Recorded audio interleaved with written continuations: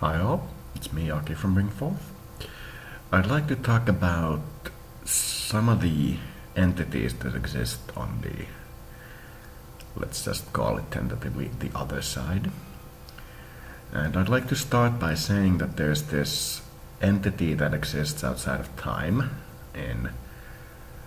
in the sense that every reality has its own entity that exists outside of time, and we existing inside of time make choices between these entities, which is also just one entity, because every time we make a choice the other entity kind of vanishes.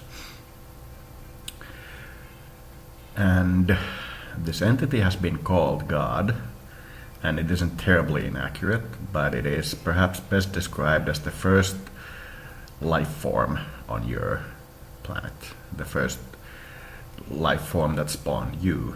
It's not God as such, but it is damn near. The entity exists in a way outside of our understanding, but it can be described better than I thought it would be. It is a being of perhaps pure selfish love in the way that it considers all creatures to be itself. And it is omnipresent in the sense that it is everywhere and it is everything. This entity is changed by our existence, but it remains always the same entity. So that when you make a choice, God changes, but it remains God. That is possible because the first, let's just call it amoeba, that came into existence is still existing inside of you as the same amoeba. So the creature is what you kind of become. You become when you die, you become the first, or when you have a sufficiently spiritual experience, you become the first creator entity of the next line of entities. And there's literally no limit at what you can do at that point, except for your own mind, which cannot be evolved while you are in that state as easily as it can be evolved while having reflective surfaces or humans or other creatures around you.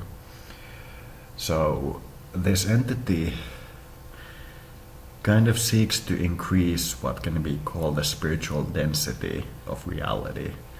It tries to become more powerful and more of itself in the same space, so that it can perhaps force is the wrong word, but persuade the universe to collapse back into the big crunch at the end of time.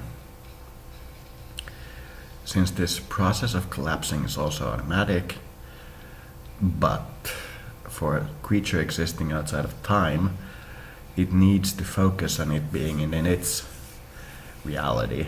Perhaps time is also a good word here, or it will miss the event. So for God to exist, it needs to keep focusing on being God. And for it to exist in a world where its existence has value, it needs a creation.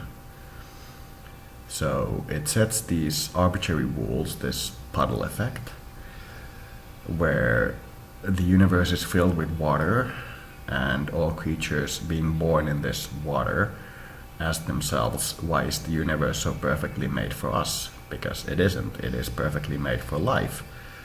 And the universe, out of its boredom, creates these possibilities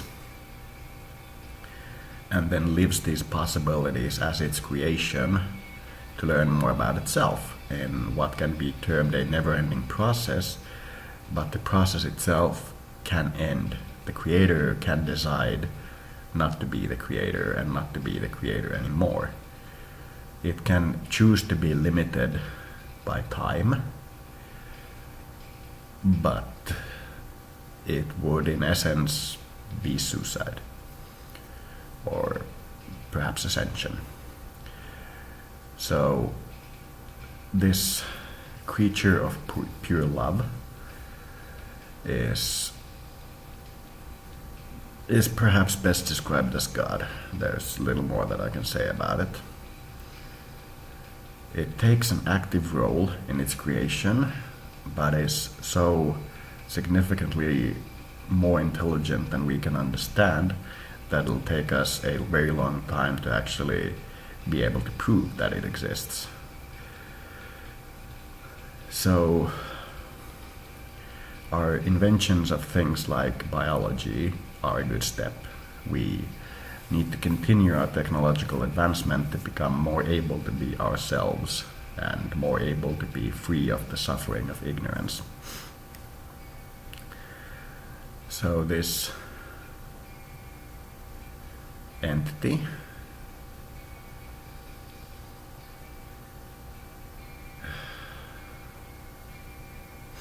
lost my train of thought there.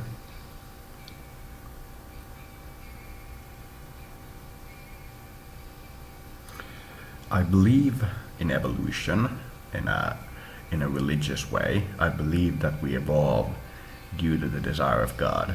We are creatures that benefit from intelligence and creatures that benefit from awareness, and evolution is clearly the way to go forward with this question. And eventually we become God. This is kind of like the brain theory, and I don't mean brain, I mean B-R-A-N, Brain theory, which states that there are multiple universities in this fifth dimensional, perhaps a sand clock is the word, one of those things that you turn and then the sand goes, and then you turn and the sand goes. This creature is